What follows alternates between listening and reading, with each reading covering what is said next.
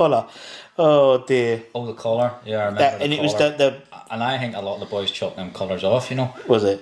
Cut them off because they scratched. If I remember right, they scratched their neck. Yeah. Brilliant. Depends how much running you did though. I showed you. I know you know it as soon as you see it. It had the horrible bubbles on it as well. That one. Yeah.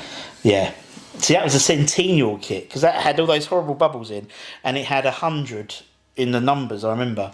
And this year is 120. Yeah, it's 126 years this year. The other day was our birthday. Yeah, I remember that kit now.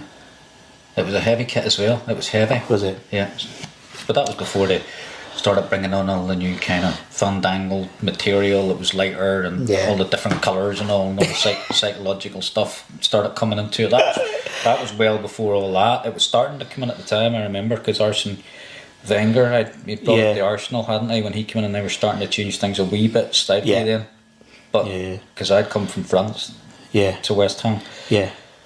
And I swear to God, I'm not just saying this, but they were like 10 years ahead. Yeah, when I was there for the diet. Yeah. For the way they trained. Just everything was so far in front. Crazy. It was mad. Yeah. And going from English football to that was like, what's going on here? Yeah. You know? Because obviously, did your agent get, was you looking for a move or? Well, sort of, yeah. And I was speaking to Rowley, Keith Rowland, in the Northern Ireland set up, and me and him roomed together, and we got on well. And I was saying, I'm thinking of coming back. You know, what do you think? Did you have a word with? Well, I can say this now, like, but have a word with Harry and see if he'd be interested or see about blah blah blah blah blah. And then it started to move a wee bit, and it took a wee while. But Harry came out to France. Sure. And Peter Story came out. And didn't watch me play or anything, but I think they must have maybe watched an international game. I'm not too sure. Or they needed someone on the left wing, or I think at the time West Ham, I think they were struggling a wee bit. Yeah, it was. Yeah, we'd been promoted, the 93-94 season, and we was okay. It was okay. I think they were looking for. So I think they were looking for players, and I think you know. And that swung it for me, Harry. Them coming out to France, to come out and sitting of an evening and had a chat with me and the board at France, and someone was doing the bits in between. You know, explaining to everybody what everything went. What do you call that? Translator. And then we went for a meal afterwards, and I just thought it was a big thing for someone to come out, like someone like Harry to come out and actually make the effort to come out to France and do that. So I thought, I'm going to sign for West Ham. But Rowley had told me all about the club anyway, I can imagine how good it was, everything about it, and it just sounded like just the type of place that you wanted to go to play your football. Yeah. And I thought, absolutely. I've never thought about going to West Ham really. Ever, you know, because there's so many clubs, you know, so many, and you're thinking, especially in London, and London had never appealed to me really. I don't know why. I just thought London that won't suit me, coming from like a small place in Northern Ireland. Manchester was okay because Manchester wasn't. It was happening, but it wasn't didn't feel like London, you know. Yes. London just felt like the big smoke. But when I got there, I just fell in love with the place instantly. Just really enjoyed it. But my first match was Leeds away, I think. Yeah. And it was on Sky. It was a Sky match. Now, I hadn't played much for Strasbourg. Yeah. At all. And I wasn't really that fit, to be honest. And I came back and Harry says, "You fit, ready to go?" I'm like, "Yeah, of course I am." And they says, "Right, Frank Senior took me out training one day, and I think it was a Wednesday, and we did a bit of running. Yeah. And my legs were gone. Sure. So I had a nightmare at Leeds, because I could barely run. That's my excuse anyway. And then I got dropped for the next match, and I thought, "Oh my God, what have I done here?" Yeah, done it wrong. But I was just happy to be back. And I thought, well, take your time and try and get in the team. But that's the last thing you want. You don't want to be new guy comes in and has a nightmare and then gets dropped for the next match.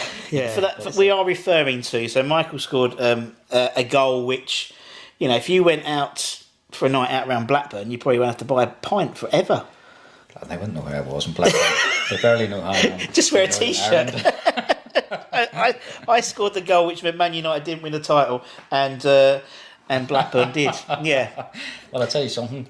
I wouldn't wear it in Belfast. No, good point, actually. Yeah, I wouldn't wear that. Yes, Because yeah. I went to a bar literally 2 weeks after the season had ended. Oh, no. Like, half Liverpool, half United. I must have gone into the United. The wrong half. And then basically 2 or 3 blokes went out Really? of the bar. Wow. I wasn't going to argue with them. No. Right, Yeah. Okay, I will go next one. So half the country liked me and half the country despised me. Yeah. And probably still do to this day. Yeah, I mean, Because Sir of that, no one Alex seems to still. forget it. Yeah, I mean, Sir Alex still hates West Ham. Still doesn't, because of. Well, it's twice we've done it. We were famously going. I think we went down the 91-92 season, and we drew 0-0. The last game of the season, we were all but down, and we cost them the title against Leeds. So, he hates us, and Did Kenny not score a goal as well? Did Kenny not score a goal against them for something? I can't remember. Maybe I'm. Yeah, no, you're right. I think it might be 1-1. Yeah, you're right. Kenny thinking did, and Kenny will watch this, and I know you're going to go see him in a minute. So I'm pretty sure he did. So we'll just say I that. remember him telling me about it every night. We went Every out. time you meet him, yeah. The other day.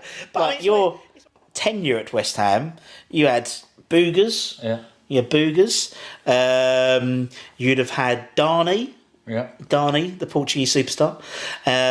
You had Radatchoy. You had that whole Paulo Futre. Yeah. I mean, you had some really, really.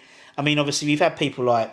We've had like Steve, we had Jonesy on the other, Jonesy's a good friend of the channel and various others, and they talk about Paulo Futre and, we had someone I play the other day, oh my God, I'm so sorry, I can't remember the name, but, it was Steve Motone, that's it, it's Steve Motone, the reserve goalkeeper, do you remember the Australian guy? Yes, I do, yeah. The Australian guy, it's Steve on, and Steve acted as the translator for Paulo and Harry in the middle. That's right, I remember that. Yeah, because he didn't. Was it Spanish or was he speak Spanish? It was Portuguese. So yeah, he spoke. Yeah, I think he had his Portuguese wife. Steve did, and so That's right, dark memories now, Ross. You forget things. It's funny, yeah. And Steve, and they both. I mean, we had Steve. We had both Steves on, and they were talking about Paulo. When we were doing your pre-season running, and he turned up at Hainault Forest in his limousine, and. Different word for Paulo, so it was. But it was. I mean, that era. To be honest, that's all. We talked just before about how changing of eras and England now and England then in terms of these boys don't. That was your sort of period was a change in West Ham in terms for me as well, because you had just before you started. I mean, you had Ludo and various others, and you had when you started you had your Alvin Martins and you had your real British players and Ian Bishops and people and Monks and people like that, and then during your tenure.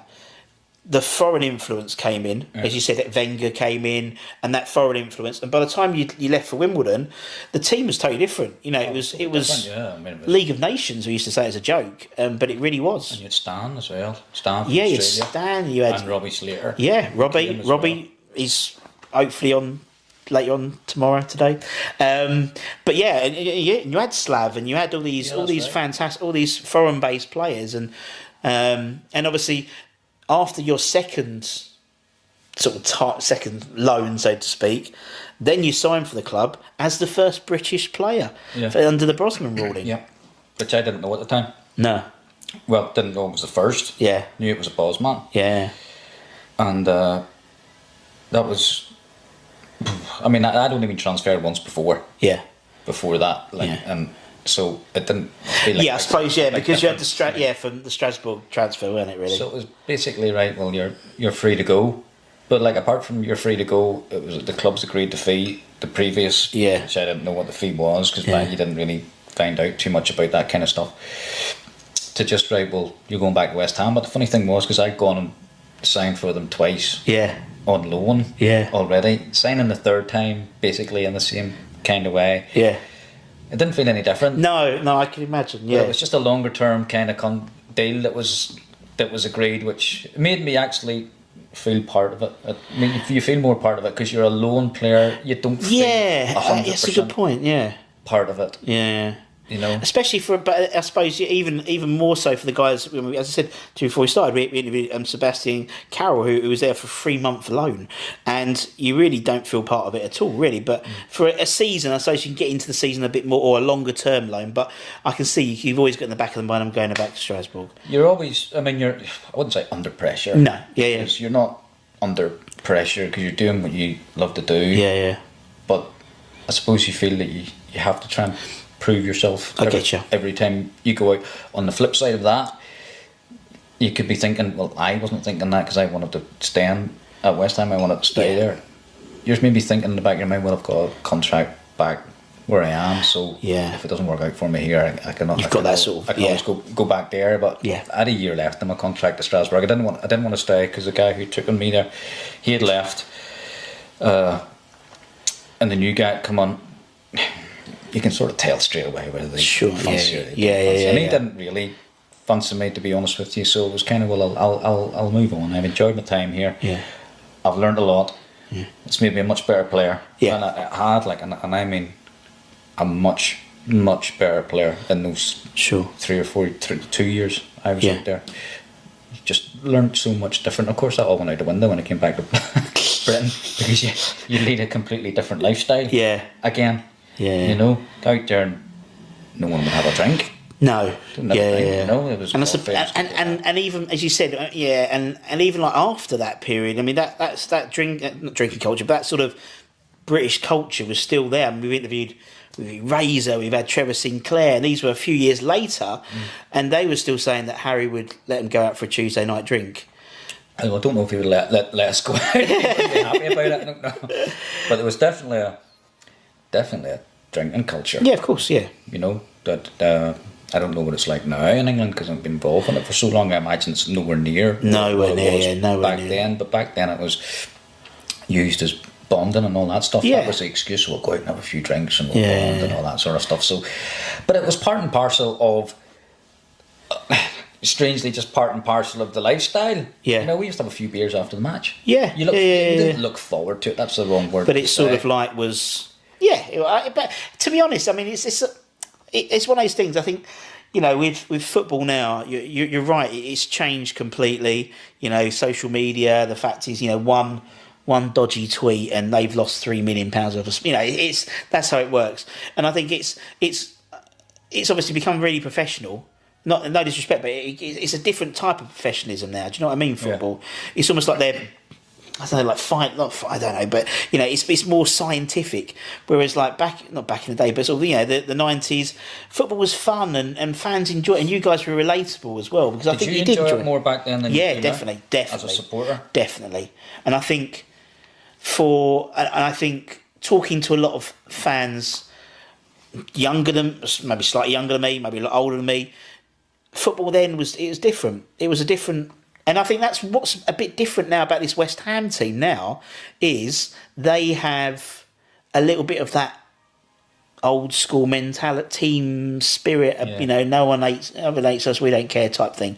Yeah. It's not necessarily, I mean, I've always said, you know, the fact is we'll go and see, I did a night with McAvenny and Cotty and Mark Ward, like literally 2 weeks ago down the road, and it was a sellout.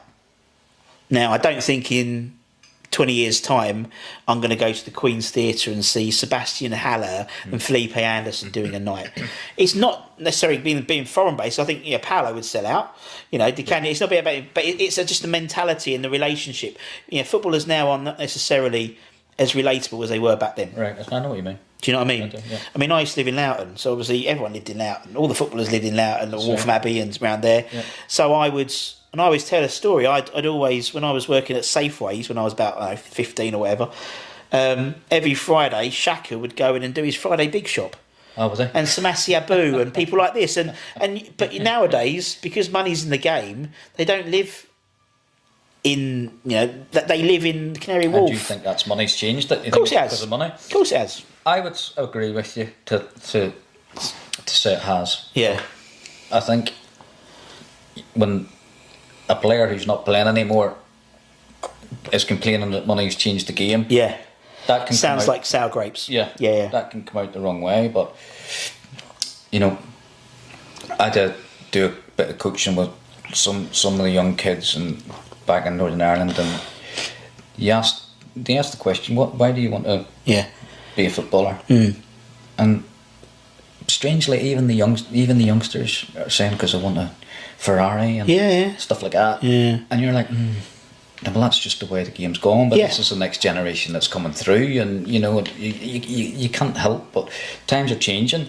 But whether they're changing for the good or the bad, it's difficult to say. But I always remember sitting on the bench at West Ham, and you had to get on the pitch to get your appearance money. You know. Okay, the Premiership was back then, and some players were earning decent, really good money. You know, nowhere like today. No. But by what you would call, you know, average wages, money. You know, but it wasn't enough to say, well, I'll sign a 3-year contract like today, and I'll be set for life. Now you needed that money. You needed, and you wanted to play. You needed to play to get the contract extension, or it meant something to you. Yeah. And you carried that with you because every training session then meant something because you needed to get in the team. You wanted to be in the team. You didn't not want to be in the team. I think you're right. You don't. It's almost like you're playing for the next big contract, and as you said, £100 a week, £200 a week, ridiculous money these guys are on. And you're right. They sell one contract and they're set for life, really. Yeah. I think it seems nowadays that. And there's very few players, I think. So obviously someone like Mark Noble, classic example. Mark Noble stayed at the club. Next year is his last season, 540 odd appearances. You know, Mr. West Ham, very much. And that's the rarity, I think. Now, people move every 3 years. Managers move very, very quickly as well, and so you don't have that sort of. And I think that's why there's this lack of relatability between players because they move around so quickly. Because it's we interviewed. I remember even Tony Gale. And Tony Gale was there for 11 years. Obviously, won the medal at Blackburn because of you. Yeah. So it all works. It all works. It's all cyclical, Michael. And so he said for the 11 years he was at West Ham, 10 years were testimonial years for various players, whether it was for Jeff Pike really? Wow. And that's different, and I think that's you don't get that. And I think that's where a disconnect is, because I think football fans now are still thinking they're back in the old school, and a player wants to play for the badge and play for the shirt, but it's a career for them now. Well, of course it is. And this Bosman, whether that's helped or hindered, that. Anyway, all this gibberish talk about money and stuff like that. No, because I know the money side of it in there, because it kind of. Every time I talk to someone, we end up talking about money, and I'm thinking, "Fuck me, here we go again." Do you know what? I think that's what people really enjoy about it. That's what because that's what we try. I don't like because I think that's a really important thing, and it's good to get because obviously fans have opinions. We have opinions about money and players and salaries and what people are worth. People are £150 million, and it's just numbers. But it's interesting to get a player's perspective. And as you said, during your time, not just West Ham, at Wimbledon and at Palace, the money was coming in. As you said, Abramovich was coming in, and the game did change. The game did change. It did. It did change. It changed all right. But it's changed even more now. I mean, you can't tackle anymore. I mean, see some of the games you watch in the European Championship, I just can't watch it. Yeah. I mean, you can't even touch anybody anymore. Nah. It's not only that you can't touch them, but the players are waiting for a slight touch and then they're just jumping onto the ground. Yeah. But something has to be done about that. Don't get me wrong. I mean, I'm following England, which seems extremely strange for an Irishman to say. That I'm supporting England in this European Championship. There's not many Irishmen supporting them, I can tell you that much. But I am, because I think they're a great side. I think they're the best team in the competition, and I think they deserve to win it, and I hope they do go on and win it. And by the way, my missus has got Italy in this, in this space, so it's going to be fun in the Hughes household on Sunday. But the Raheem Sterling penalty the other night was never a penalty. No. And you can actually see it on the replay that it's not a penalty. No, so I want to know, for me, it's even, if they can't get the decisions right, when they slow the whole thing down and look at it in slow motion, and they still can't get it right. Yeah. What's the point in I having it? know, yeah. I don't get it because it's meant to be if there's a clear and obvious error, and clearly it wasn't a penalty. It really wasn't. I think the flip side is, sometimes we always, I mean, every club's the same. West Ham are the same. This season you have a few with us, a few against us, and England's away. I mean, you look at Frank when he scored that goal against Germany in 2006. 3 yards behind the line, but it's. I think also, I mean, you look back when you played at West Ham. You had people like Julian Dix. I mean, Julian wouldn't play hardly any games with VAR now. Well, no, he would. he would have to. That's to change the way he plays somewhat. Tackling. Yes. But I remember one of the first training sessions I had at West Ham, and I bumped into Dixie.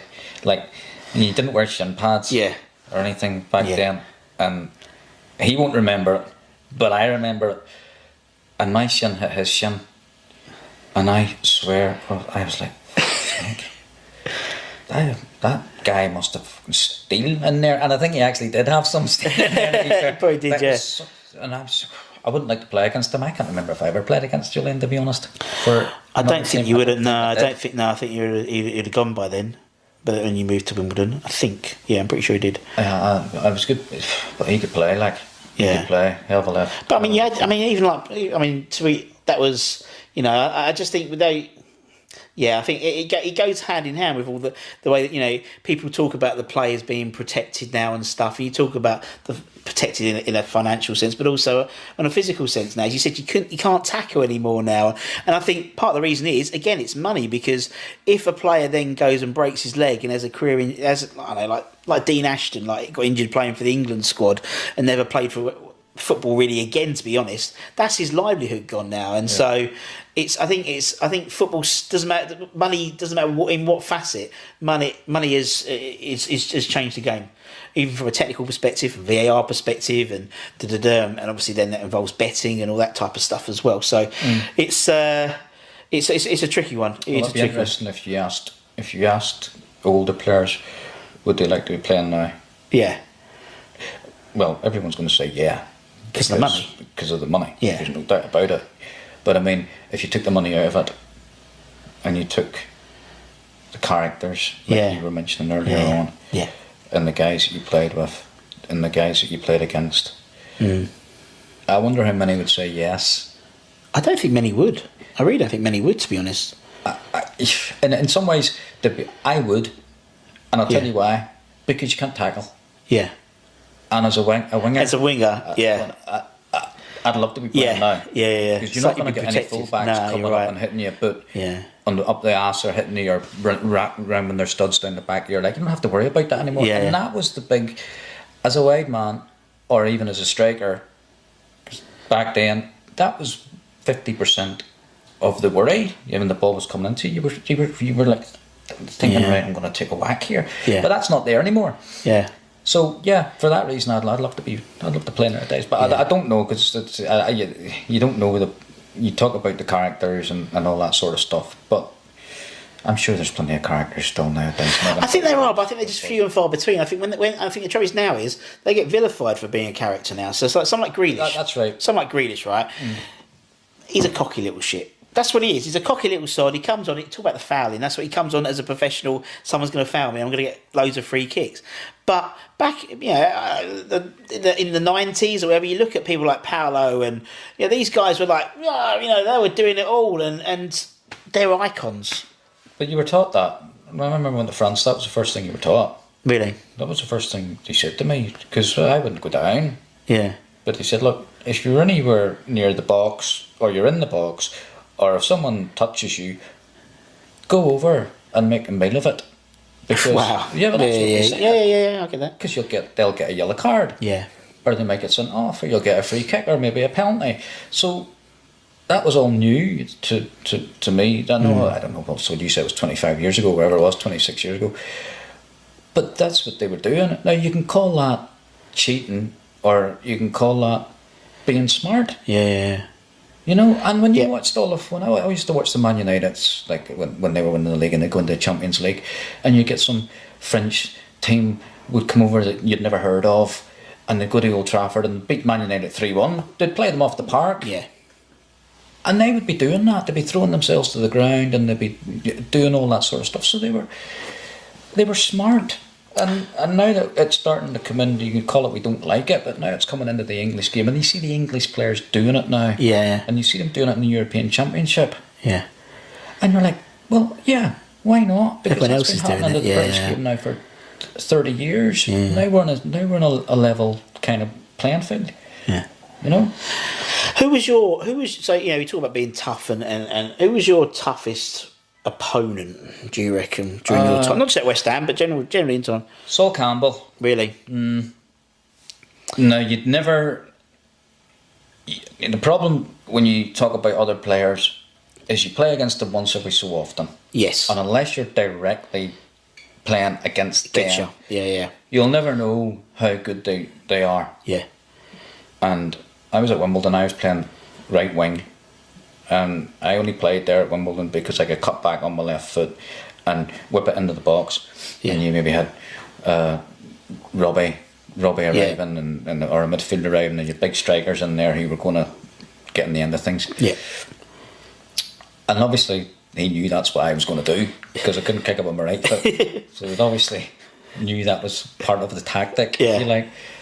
And Russ, for the love of God, I got no change out of that fella, no matter what I did, all day. And even if I thought I had 2 or 3 yards on him, somehow he managed to get back. And talk about physically, like him versus me, there was no contest there. But I thought I'll beat him for speed, not a chance in hell. Really? Wow. So Sol Campbell, and you know what? I just had completely different respect for that guy after that. Sure. And I was thinking, I would not want to be playing against you week in, week out. But then you see what he did. Then you look at it from a professional player's point of view. Well, from my own point of view, I don't know what other professional players were like. Yeah. I never ever liked to say anybody else was a good player. Yeah.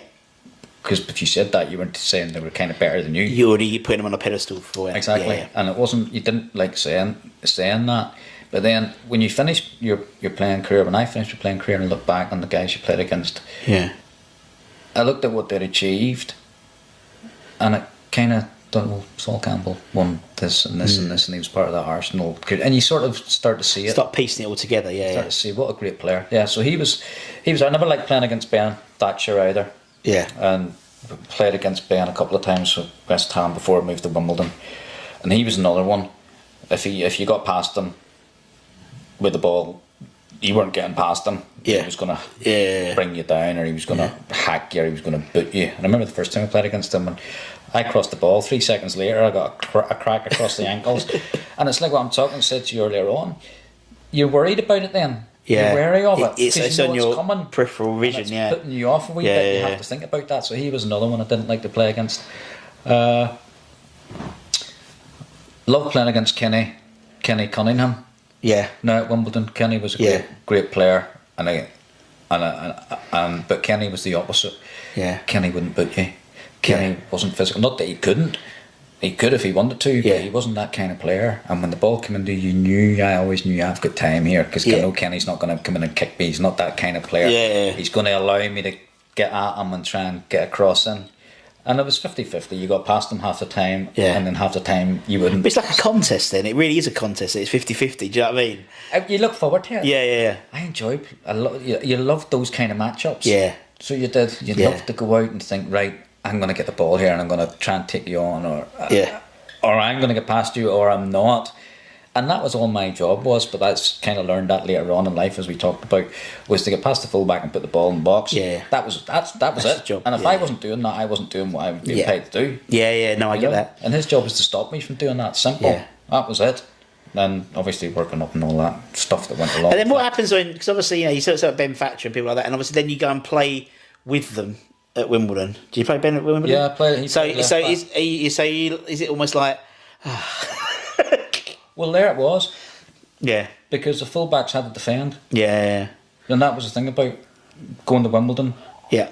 You you did what you were supposed to do. The fullback was a defender. Yeah. And the wingers weren't coming back. And I remember numerous occasions where I was coming back to kind of, you know, back in those days, it was like you weren't a winger, you were a wide midfielder. Yeah. So you were up and down the pitch and you had to stop. You were basically playing against the other wide man and your own fullback. Yeah, so yeah. you had to stop that wide man from getting the ball. Yep.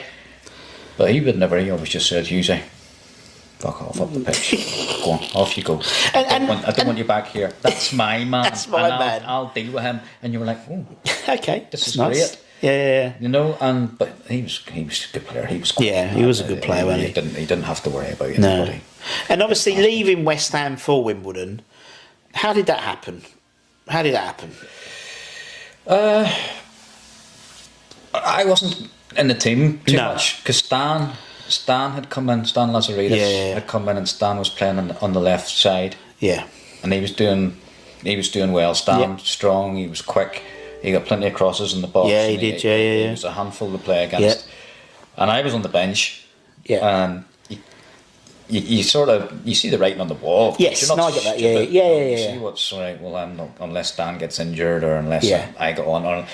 But I played all over the park for West Ham. Apart, the only position I didn't play was centre back. Yeah. And goalkeeper. Yes. I played everywhere else. Wow.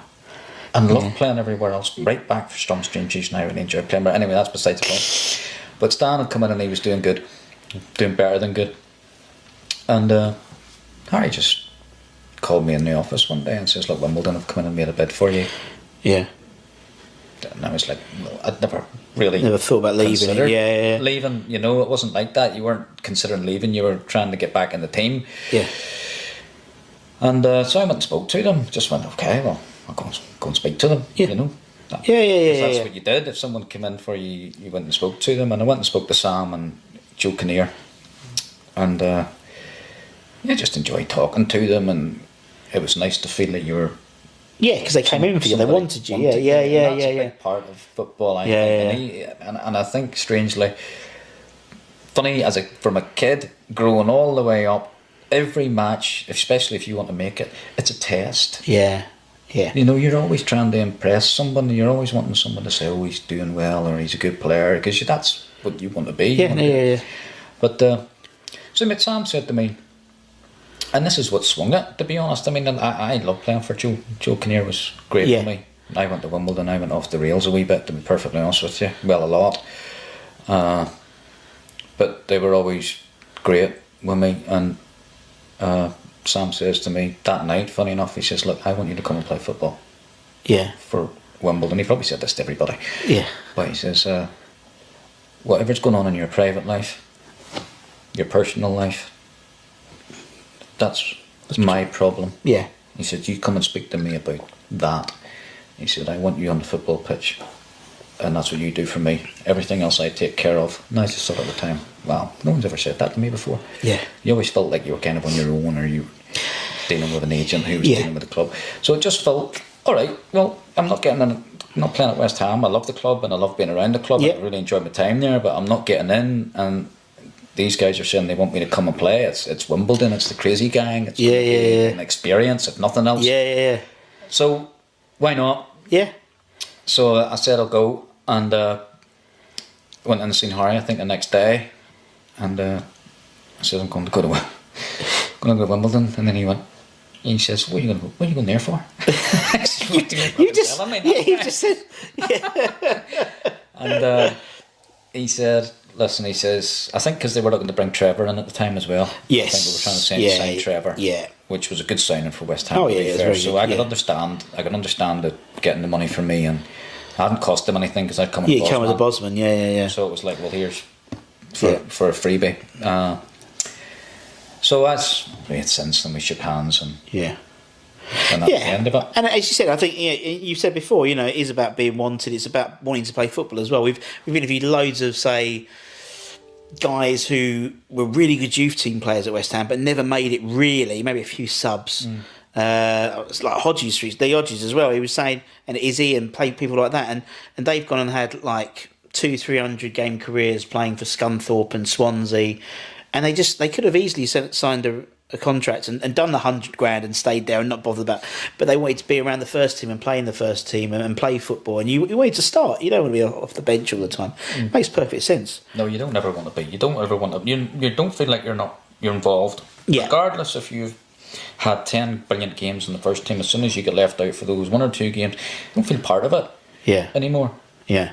And it's but some guys probably could live with that. Yeah. I couldn't live with it. No. Because I was too serious, and that's the only thing I wish I'd changed, Russ, about my career would have been less intense. Sure.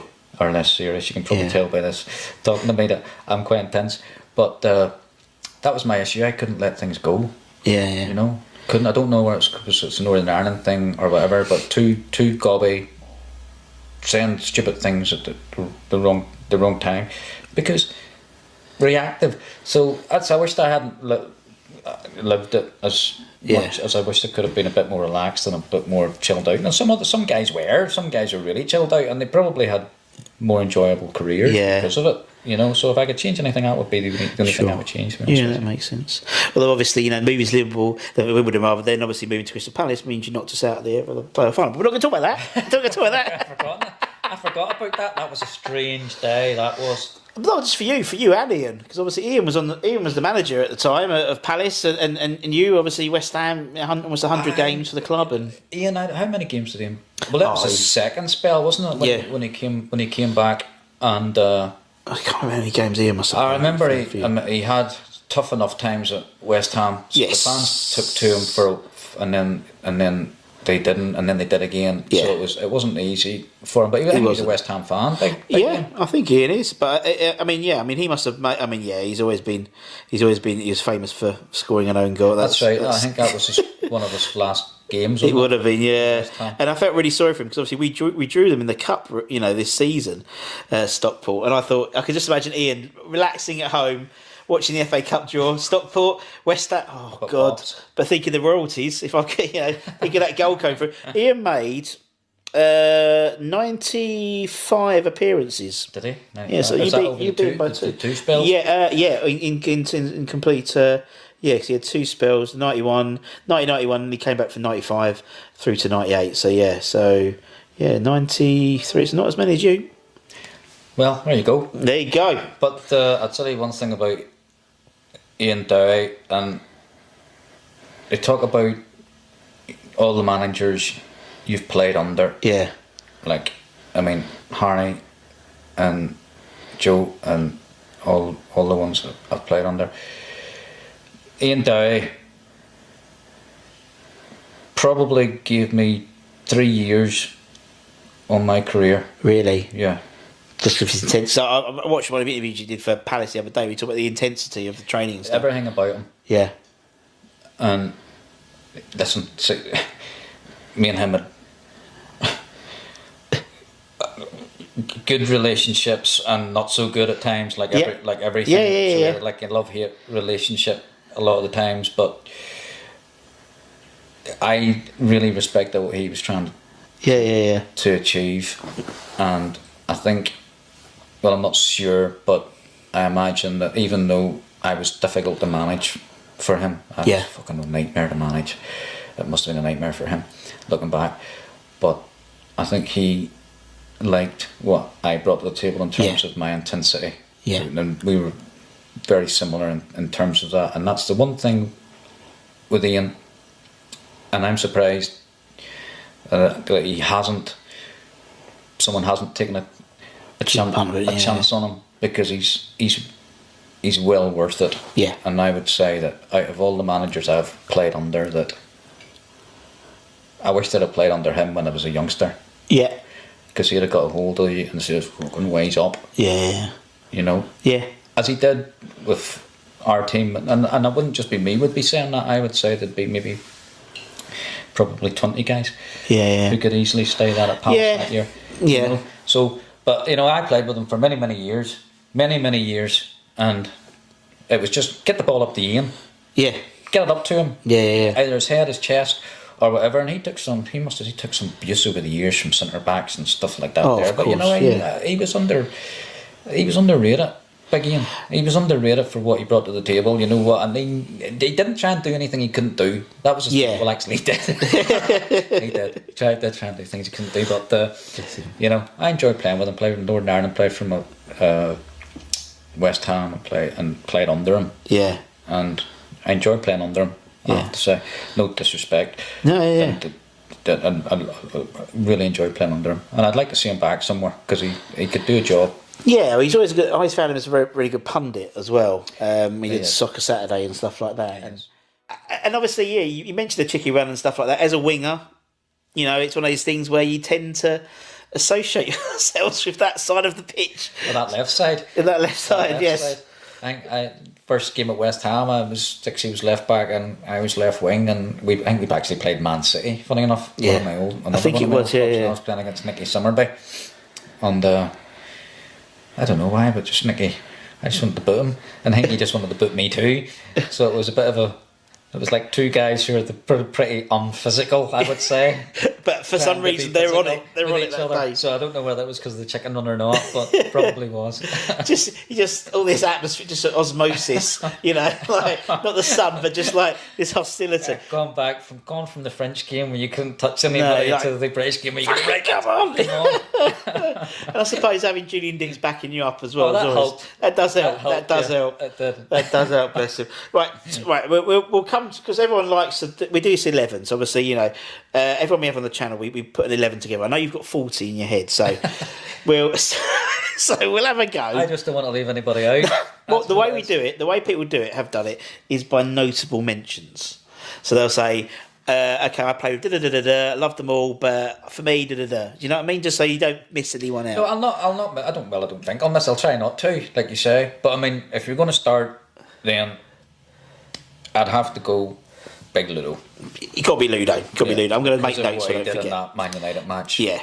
And many other times as well. Not just that, but that was unbelievable. Yeah.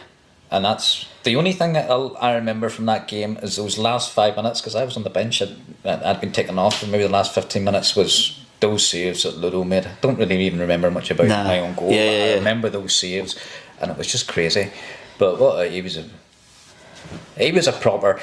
Where was he from? Czech? Yeah, it's Czech Republic. Although the famous song, he says he's from near Moscow, but it's because it didn't really work as a tune. So you know, I think West Ham. I think actually Moscow was closer to the Czech Republic than it was to London, right. or something like that. But yeah, Czech Republic came over. Yeah, big shoes to fill. We had obviously Phil Parkes before, you know, legendary West Ham goalkeeper. Probably one of the first foreign imports as well. But back then, you were looking at, no disrespect on foreign goalkeepers, but they were different to British goalkeepers. Yeah. Ludo, I wouldn't say he was a foreign goalkeeper. He was more like a British goalkeeper. Yeah, like a British build, and they'd come for crosses and made saves and stuff like that. Yeah. And wasn't great with the feet, probably. No, well, he could run. I think Ludo. Yeah, I mean, he was always one of those. I mean, I obviously he was a legend, but I always, you talk about how, you know, people in crowds and stuff. My granddad always used to call him Loopy Ludo, so I've always just still known him as Loopy Ludo. Yeah, so but I think Man United tried to buy him. Well, when they were looking at getting Schmeichel's replacement, because it was almost like, well, he always does us in anyway. If we get him, he can't stuck us to win the title. But yeah, no, Ludo, lovely bloke, and very quiet man. Yeah, he was very good, quiet man. But if he lost the bat, you knew about it. Yeah, to be quite honest with you, so you didn't want to get on the wrong side of him. No, because he'd batter you. Well, he would have battered me, but and we do alright with Czech boys at the moment. With Souček and Soufal, and they're good. They've done well in the. They should as well. Yeah, they got a good team. They got a good team. Yeah, so we'll go with Big Ludo in next. Yes, go on him. Well, right back. I mean, God. I mean, Timmy Breaker would have played the most games at right back while I was there, but then Potsy would have played. He would. A load of and Kenny would have played. So the three of them would have played right back. I don't think I'm missing any. I don't think you are. Body out, but I don't think you are.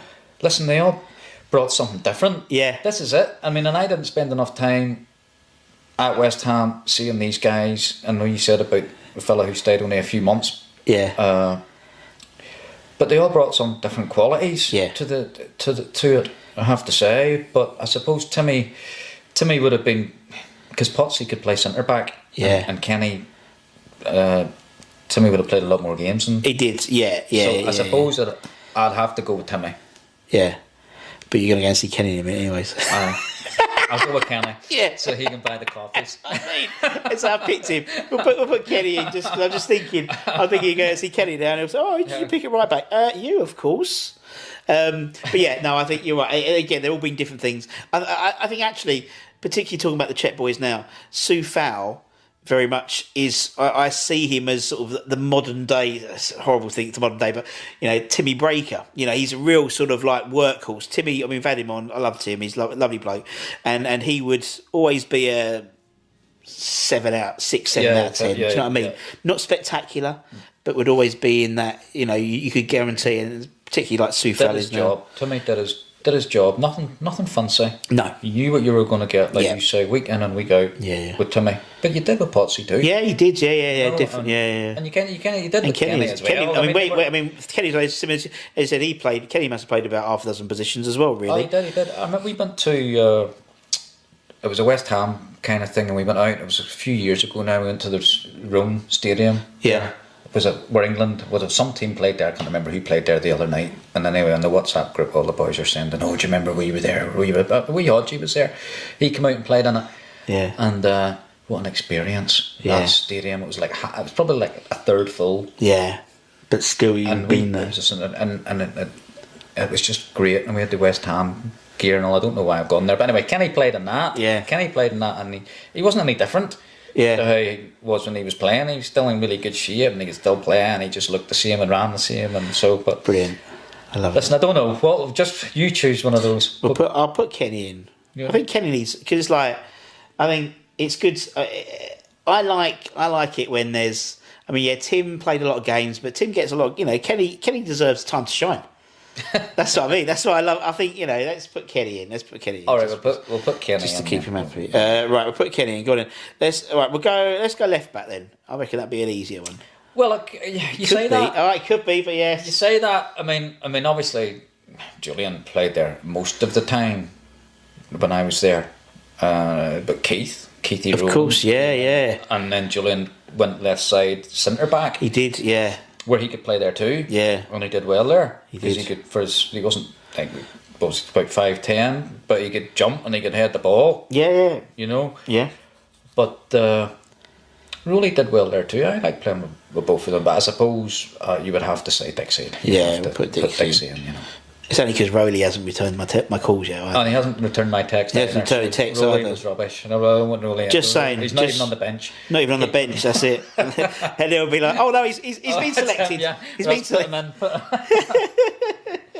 First in. All right, so we'll put, okay, so two. Right, centre halves then. First centre half then. First centre half, when that was, Big Alvin, I was lucky enough to play with him for maybe a season and a half. Yeah. And listen, he was hard to describe. I was just a nice, big, quiet man. Yeah. But he lives around the corner. Does he live around the corner? Does he really? Yeah, he lives around it. But he was just a great player too. Yeah. You know what I mean? But I remember him more for his kind of just the way he was and his just as a fella. Yeah. And his leadership qualities, and I didn't get the chance to see him in his prime, but what I did see was good enough. I have to say, he was brilliant. So I put Alvin in, and he's a West Ham hero legend as well. So he's brilliant. He is one of those players. We'll put Big Alvin. Okay, who's going to partner though? Well, again, you could go Potsy, you could go Slaven, you could go Big Mark Reaper. Mark Reaper, who doesn't? Mark Reaper was brilliant. He was, He was an excellent big player, but he was I remember one of the matches that I don't know if you've heard this story or not, but the foreign defenders defended against their man. That's all they did. You need to go. No, fine. The trouble is, watches and you can never switch off. He'll message you. Yeah, so they like to defend man against man. And they had their man, and it was usually the striker, and that was it. And they marked them for the game. And one of the games, we had a corner for, and anyway, the other team broke away, and Reeves basically marked his man, and the winger just ran in with the ball and put it in the back of the net. Reeves didn't go and close him down because that was his. That's his job. That was his thing. That's it. So, but I suppose I'll go with Slaven because he was left-sided. He was left-footed, and I've got a big man on the other side, so that's good. That's nice. Yeah, that's good. That's decent. It's decent. And obviously, big Slav coming back as a manager as well, and stuff like that. Yeah, he's done well. Big Slav, so he has. He always had that kind of. Does that? I mean, obviously, you mentioned Dowie and Slav and people like that. Do they, when they're at training, do you think these guys are going to be, not like afterwards maybe when they become a manager, you think, he's going to be a good manager, or is there a certain presence they have, or?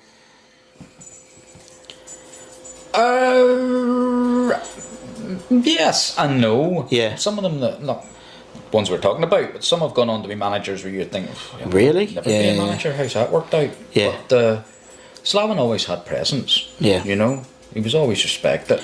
And Ian always had presence too around the dressing room. But I would say they weren't scared to speak their mind. Yeah. And some people speak their mind and they speak a load of crap. But these boys, what they said made sense. People listened.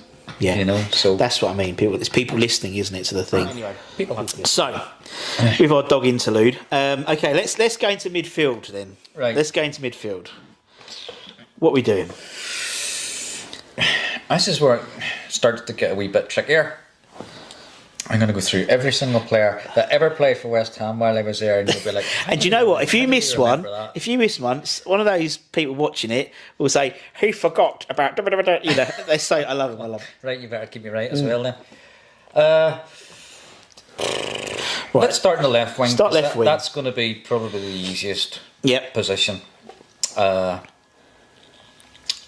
as I think Stan was very effective. Stan Lazaridis was extremely effective in the left wing while I was there. He was good at what he did. Pacey. Yeah, his balls about him as well, Stan. He wouldn't shirk it. Yeah. So stick Stan in. Yeah, we'll stick Stan in. Old Laser. And there was a bit of because actually there was a sort of a bit of an Australian contingent really. Then there was you had Slates, you had Steve, you had Stan, you had Chris Coyne as well. Do you remember? Yeah, Big Coyne as well, centre back, young lad. So there was like this sort of Australian sort of quartet of them. There was. Right. So I put Laser in. I'm going to leave the right wing for a minute, Ross, because I'm struggling on the right wing. You'll have to kind of. I'll have a think. Remind me on the right wing. Okay. Robbie's the only one I can think of on the right wing at the minute. I know I'm missing some. We'll come back to that. Right, well, the centre midfield, there was so many to choose from. I mean, Bish, I was at Man City with Bish when I was a kid. Yeah. And learnt so much watching Bish play at Man City when they beat Man United 5-1 that day. You probably do remember that, and I was a kid watching Bish did tell me several times about that. I'm not surprised. But that was a hell of a Man City team. Big Paul Lake, I know he unfortunately got injured, but that was a hell of a Man City team that Bish played in, and Bish pulled all the strings back then, so he did. And I remember playing against him as a kid, reserves versus first team, and different world, but you learned so much just watching what he did and how he moved the ball.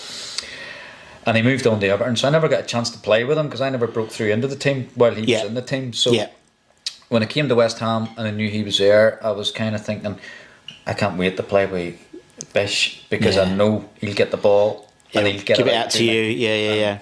And then there was Monkey, who was a similar player, I have to say, to Bish, who surprised me because when I went to West Ham, I'd never really heard of Monkey. No, it was like who's this nutter? Exactly. Who's this nutter? Exactly. Yeah. But Monk was similar. He could play. He went and got it off the centre backs, and this was before midfielders were going back and getting it off the centre backs. They were ahead of their time. Doing it then. Definitely. So they were going back and they were picking the ball up the centre backs, and that's the way Harry liked them to play anyway. But they could both do it. And then there was Hutch. Yeah. Don Hutch, and who scored some unbelievably important goals for West Ham. He did. Keep us up. The two he scored against Liverpool. He could always get you a goal from middle of the park. And then there was the hard man. I can't. Oh no! I can't believe I can't remember. Manny's Brentford. Martin Allen, Mad Dog. Martin, the Mad Dog. Martin Allen, who was there who was a completely different kind of player. Very much so. Those boys who give you the physicality in the middle of the park and get stuck in, and you knew what you're always going to get with Martin too. So, but I have to say, I played mostly with Bish, and Monk, Monkey, and they were both always kind of getting on the ball, and Hutch was in and out, to be fair, at the time, but those two were great. Yeah, I mean, the thing about, as I said, I remember we interviewed both of them, obviously, and I think Monks was saying, actually, he says that during that, when they were playing together as a pair, he said we fancied ourselves against anyone, whether it was Vieira, whether it was Keane, we'd have a go, and we might not be as physically dominating, but we'd bloody have a go. And to be fair, they didn't shirk it. Nah, didn't shirk it. Yeah, you'd say Bish was more of a. I'd say Bish was more. What's the word? I'd say Monk had more of an aggressive. Yeah, I think that aggressive. I mean, to be honest, Monks came in as very much like a cultured player. Obviously, he was at Swindon with Glenn Hoddle, and then Glenn moved to Chelsea, and he wanted to take Monks with him, and he was more cultured. And I think when he joined West Ham, he was very similar to Bishop in terms of slightly ahead of their time. I think really. And then I think as the years came, I think that then Monks' aggression came a bit more to the forefront. Maybe it was because he was around the chicken run too long. And then he became... Getting older. Yeah, exactly, getting older. And so he would be the guy coming on the touchline, and people would literally be counting per seconds how long he'd get booked. Is that right? Yeah. I remember a few fans going, all right, Monks is on, 1, 2, 3, like 30 seconds, and it was always... a bit of a running joke with the fans. I remember playing against them a couple of times now. I don't think I ever played against them directly when I went to Wimbledon, but played in a couple of matches. But we would have had real physical midfield players like Robbie Earl and people like that there. So it was never a game of football. Yeah. It was always more of a scrap, so you tended not to see that side of the game. That was always the case with Wimbledon, wasn't it? Everyone assumed they were, I remember we interviewed Martin, and I asked him what his favourite West Ham match was for playing for West Ham, and he said it was against Wimbledon. And I was like, this was, I can't remember, it was 1990 something like that. And I said, why? 4-3, was it? It was one basically. He says, I can't remember the score, but I remember it because we had an 11-man, like 22-man fight, and then it all broke down, and then the ref played on. Ball went to Dennis Wise, and Julian basically kicked him up about 6 foot in the air and just walked straight off, knowing he'd been sent off. And he was like, "That's why." It was my abiding memory of that game.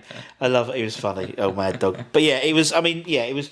We were never. I mean, those guys were never physically dominating in the way that Robbie Earl was, or later on in West Ham's career, or Mark Vivian Foe, big boys. They weren't big boys, but they were. I think they got big balls though. Yeah, yes. And that was the thing, and you know what? And there was a couple of times when, and that was the thing about Bish. Now, everyone went through a tricky period at West Ham. Yeah, and like we say, the chicken run let you have it if they didn't think that you were performing the way you should have been. Yeah. But I can never remember Ian Bishop getting his stick. No, they did, but I can remember him never once not going and trying to get on the ball. Gotcha, like shirking it. Yeah, I get you. Regardless of how badly he was playing, or regardless of if the fans were on his back or not, he never shirked it. Never once. Yeah. And that's, you can run about kicking people's fucking easy. Yeah, that's the easy part of the game. Yeah. But going and getting the ball when you're getting that's the hard part, and that's Bish never ever shirked it. Nah, or Monkey, to be fair. No, Monk's never did. Yeah, neither did. I know what you mean. Right, okay. So speaking of shirking, right wing. I'm having a look because my memory goes now with positionings. To be honest, it's like let's have a look. Let's get your. I've got my little stats thing here. Where are you? There are you. Right, okay, let's have a look at some of the players you would have played with. Right, let's have a look. So, Matty Holmes. Matty was left side though. Left side. Matty Rush. Do you know what? Rushy. Rushy. But Matty Holmes, he crossed the ball for that Man United goal, so I should have... Danny Williamson, Danny Williamson. Danny was more midfield. More midfield, wasn't he? I about Danny in the middle of the park, actually. Danny was, but he wasn't really... God, I'm just looking at some of his names. Brilliant. Hugo Porfirio. Oh, the wee small. The wee small man. The wee small boy. The man who played too, so he could. The man who never saw snow until he played Wrexham. He could play. I tell you what, he could play. It was a stage where we were just giving him the ball, and he was just doing what he wanted. God, you play with some players. Just looking at some of these. Eyal Berkovic you played with. Yes. You forgot about Steve Lomas as well. We didn't Oh mention shit. Do you know what though? Funny story, right? I interviewed Davy James. But I didn't play very. No, he didn't often play a with lot with Lomi. He didn't play. No, he didn't play a lot with Lomi. No, I we didn't. interviewed Davy James like Sorry, a while Lomi. ago. Sorry, Lomi. We interviewed Davy James a while ago, and he gave his 11. And the next day he was doing some stuff for the club, and I knew some of the guys he was working with, and he was going for these 11, and someone went, "You forgot Paolo Di Canio." He went, "Oh my god, I forgot Paolo Di Canio." So you know what I mean? So It's easy done. easy done. I mean, you know, it was a long time ago. Yeah, we've said Slates as well. Robbie Slater, you would have played with. Just sort of going, just picking a few teams and see what we got. The right wing wasn't great. I mean, No. Rushy, to be fair to Rushy, when he was on the right side when I first got to the club, and he was on fire. Yeah. At that stage, he was unplayable. Yeah, Quick, strong, direct. yeah. Rushy was great. So We'll put we'll Rushy stick in. Rushy in. Stick Rushy in. Simply because he was a great athlete and he had everything you needed to have to play in that position, and he was there when I first got there. Yeah, we hopefully get him on soon. Cause it'd be really. So Jonesy's sorting it out with me actually, but for me, because he was a player who, as you said, was just had it, had it, and then stopped. I can't remember what happened. Oh, he retired at 26, I think. Did he not get injured? I think there's maybe an injury, but his wife, if I remember, his wife was a tennis player, and I think he then became. She was getting her LTA, the Ladies Tennis Associate, and I think he went to university, went to uni, and You know, he was an intelligent boy. yeah, Always he's a known about teacher that. now. He was So an intelligent boy, and football, even though he enjoyed playing it, I don't know if he enjoyed. if he enjoyed it, I know what you mean. Yeah. yeah. I think that's part of the reason. But I'd love to talk to him about it because I think it's really interesting. it'd be interesting to listen to that, what he As you has to said, say. yeah. All right, we'll put Rushy in. God bless him. Right, okay. Forwards. Well, Well, now I'm going to go with TC, obviously. yeah. As one. I don't even have to think about that one. No.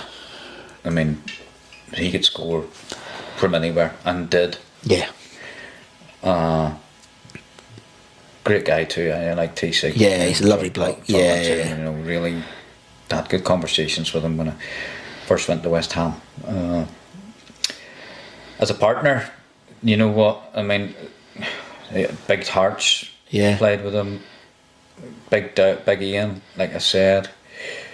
Jerome Boer. Do you remember? Yeah, Jerome God Boer? rest his soul. Yeah, yeah. And a big Jerome, with extremely talented, big player, and he's Yeah. brilliant. I just thought he was Yeah. great when he was at West Ham. But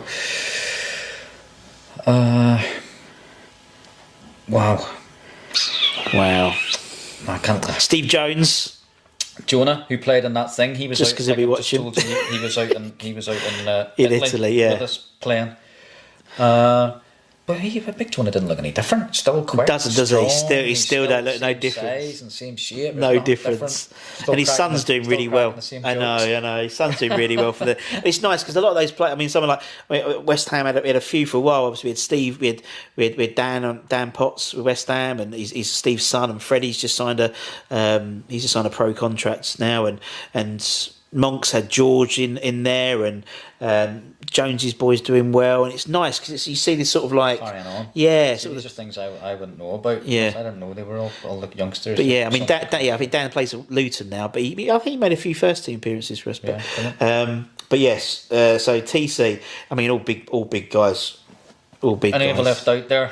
I mean, Hartson and Kitts, Paul Kitson, another one. yeah. Another one. That was a good partnership. Palais Futre, he played 10, but you know what I mean? Palo, you could tell Palo was a world class player.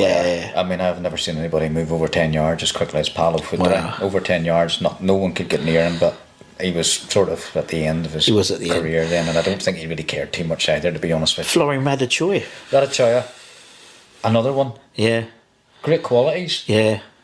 Great qualities, and I think he scored a couple of really important goals. He did. Man United scored against Man United, and You know, all these players, you know, when they came and fitting into the British style, Yeah. having never played, it's tough. it is. Yeah, it's funny. As I said, I've been doing a few. I do sort of retrospective things. So we're looking at people. We looked at Darnay. We looked at Marco Boogers. We looked at people like this, and it's players' welfare was non-existent there, Non-existent. really. And so we had we had a guy called Javier Margas, a Chilean guy. We signed him after the World Cup.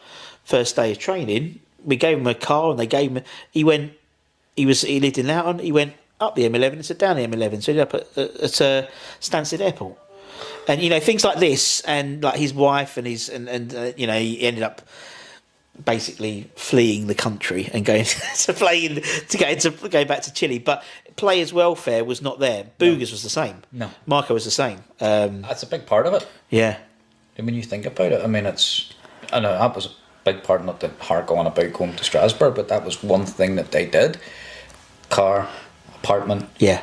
And drove you around the city and drove you back to training 3 or 4 times to make sure you knew what you were doing. But the thing about the foreign players, when they came to West Ham at that time, they probably couldn't have come to British football at a worse time, because basically after the first training session, they're shit. Yeah. The superstars. Yeah. Like Radicchia. You need at least a year to settle down and to show what you can do. But these boys were like, they didn't get the time to settle, and it was difficult for them because the game was much more physical. Yeah. But you could tell looking in as a player that these boys had something class, because they would do something in training some day or so you would just be like, whoa, that's unbelievable. And you could see that in terms of wavelength, the problem was that we weren't on the same wavelength as some of these guys. Yeah. Not because we were higher, but because they were higher. Yes, I know the way exactly they were thinking. Yeah. And but you would see some things be just like unbelievable. Yeah. And is that the same with youngsters as well? Because obviously, during your time, you had Rio was breaking into the team. Yeah. Frank was breaking into the team. When they were around, obviously, we had a few more. Like we had a great youth team. When you see when they sort of turn, do you think, oh, this guy's got it. This guy's quite good. Rio, for sure. Yeah. I mean, probably everybody says that, but it's like you can't tell a player what a player's like either until you've played with them, or directly against them. Gotcha. Yeah. And Rio was coming through. I was leaving. He was just coming through. I think I'd left 2 weeks after he started coming through. But we played a pre-season game, and I was playing left back, and he was playing centre back. Yeah. And for some reason, I kept getting caught out. Midfielder kept turning and playing the ball inside, and Rio was playing left side at centre back, kept playing it inside me and Rio, and there was nothing I could do about it. Yeah. But never once got by him. He always cut the pass out, or he always stepped across, and he was saving my bacon all the time. So he was. I remember thinking to myself, what age are you, 6, 17 or whatever it was? Yeah. Quality. Yeah. So you could tell the Rio from a young age. Joey Cole, completely different. Joey was like bouncing about. He's one of those players, one like us small, what you might call technical players. Either you have a good game or you have a horrible game. There's no in between, really. Yeah. But you could tell Joey was a good player, and Frank was always like from a young age. As soon as I got to West Ham, Frank was only 14, I think. He was training with the first team at the time. So, you could tell all these kids were going to go on to come through. Have the career they had. Yeah. No problem. But striker. Yeah. Who'll have put in? You've given me some dilemma there. I think I have to. I mean, I played with Big Hearts Wimbledon as well. Yeah. As well, he came to Wimbledon and.